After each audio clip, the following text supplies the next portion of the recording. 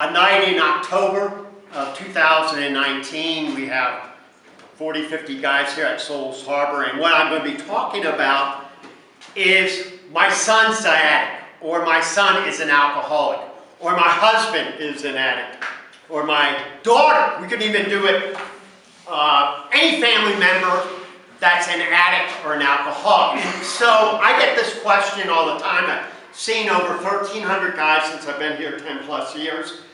Probably talked to several hundreds of family members that say, what can I do, right?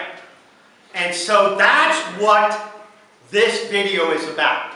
What can you do if you have a family member, or even a friend, or a significant other that is living with you?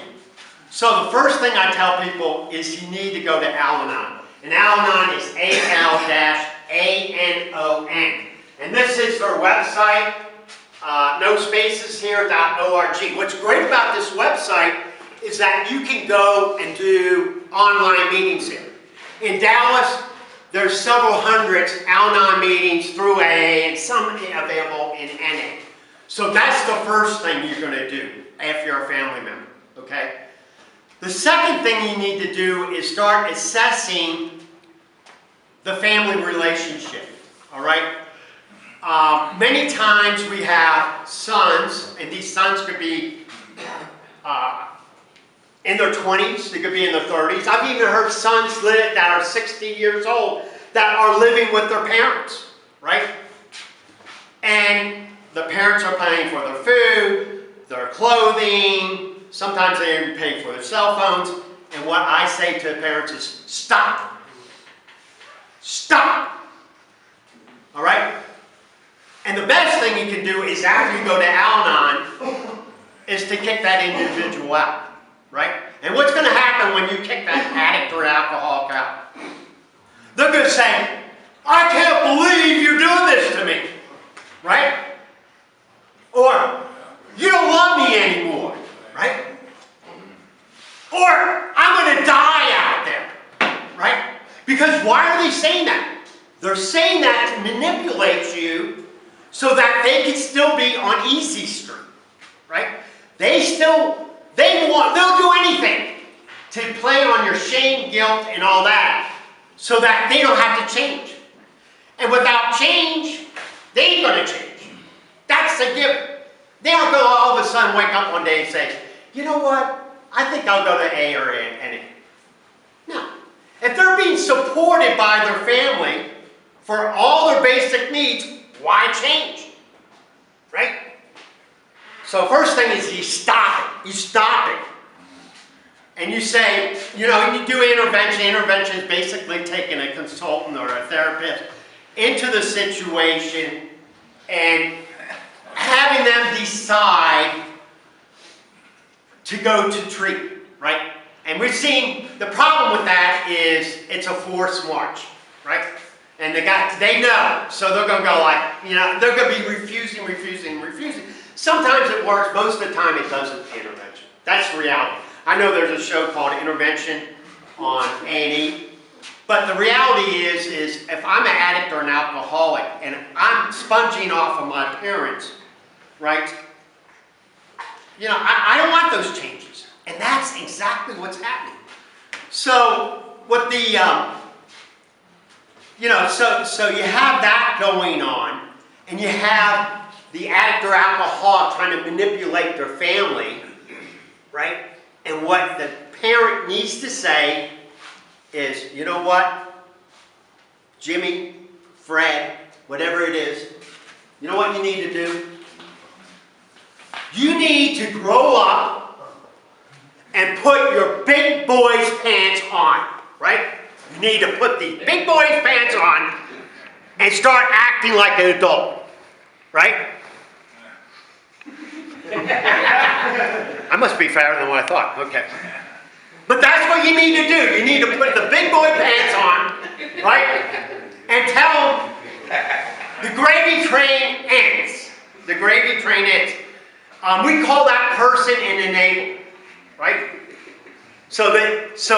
And that could be a father, it could be a wife, it could be the mother, it could be one of the brothers, It could be anybody, right?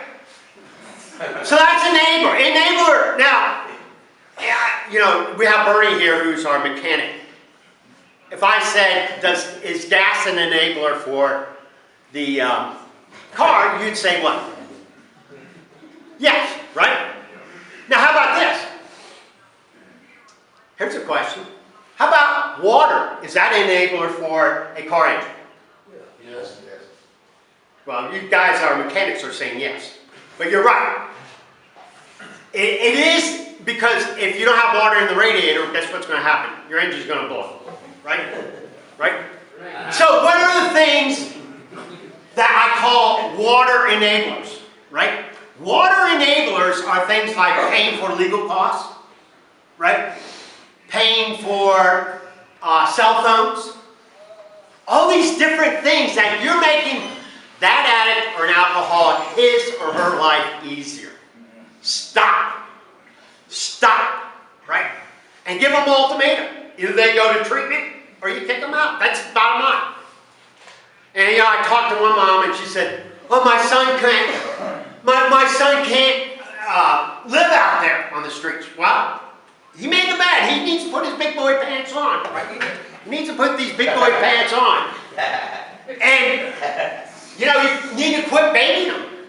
You need to quit babying them. So, you know, and the other thing is when they leave, you need to pray on them. But the key here is to go that out on me. Now, last part of this segment is, and let me tell you, Souls Harbor, we've been around since 1956. So we've been doing this, you know, 2019, 63 years.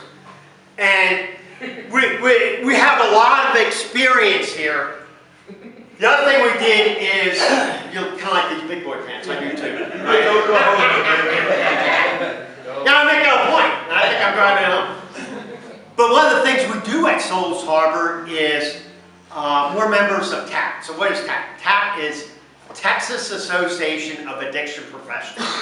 Okay, that's what TAAP stands for.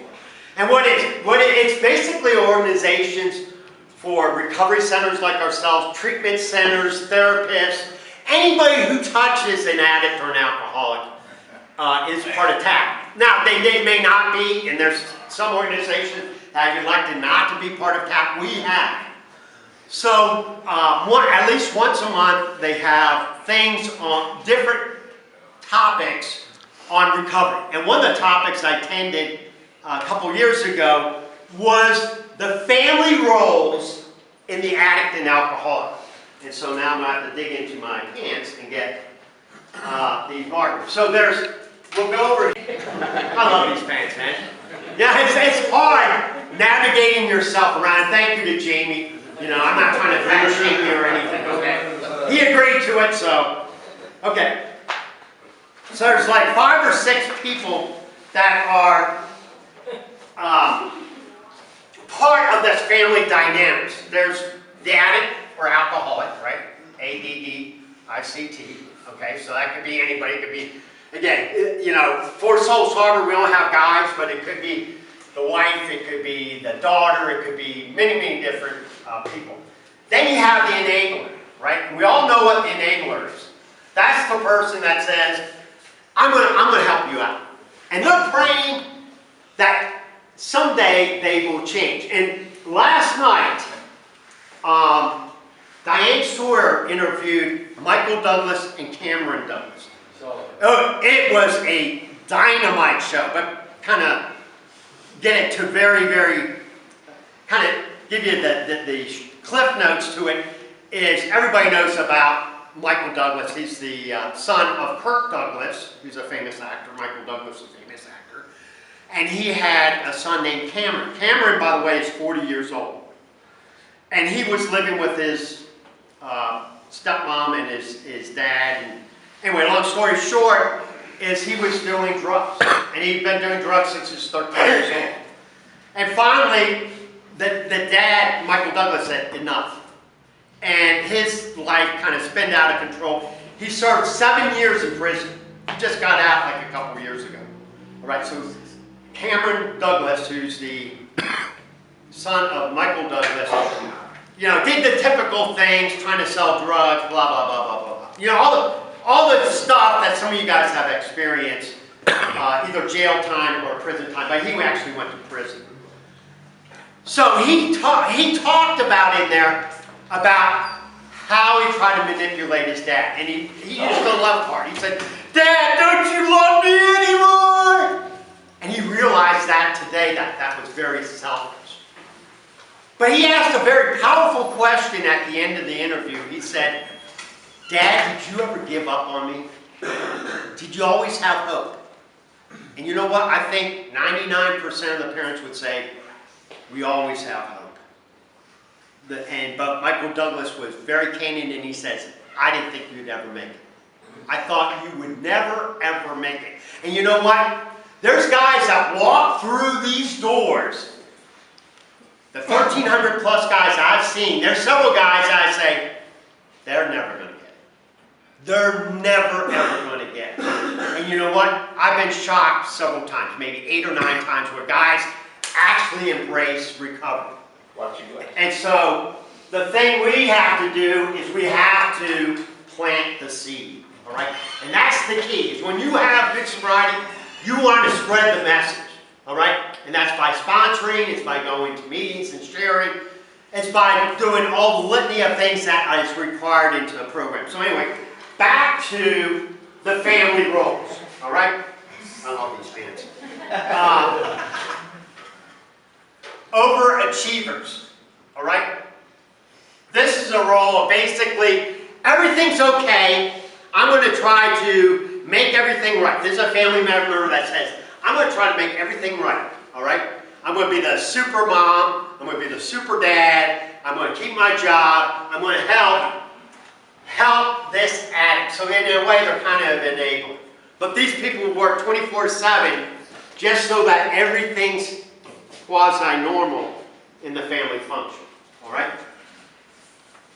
Now the next one is the problem child, okay? So a problem child basically says, you know what? My brother is getting all the attention, right? Because my parents are focusing on them. And the only way I'm going to get attention is basically what I'm going to do. I'm going to raise hell, right? I'm going to raise hell and be another source of problems for it, right? Then the next person is, I call it the comic, right? They'll try to make jokes out of the chaos going on, trying to laugh it off, keep everything on the lighter side of the family, right? And then the last one is the quiet. The quiet child. Typically an introvert, typically a person that doesn't want to share their feelings, right? Now here's the deal. You can have the same person be, on various times, be any of these, right? And this is the stuff that's going on in the family dynamics. Dysfunctional family. But again, the thing I say is you need to go to Al-Anon. And, you know, one of the things they say is you shouldn't make drastic changes up to a year. But in your situation, they may say, do it now. But the key is to go to Al-Anon. Go into alanon.org. If you're not sure about a meeting, do an online meeting because you're anonymous. You're anonymous in every Al-Anon. And basically, it's a 12-step program like AA and NA. But anyway, I want to say thank you, and we'll be posting this in a couple months.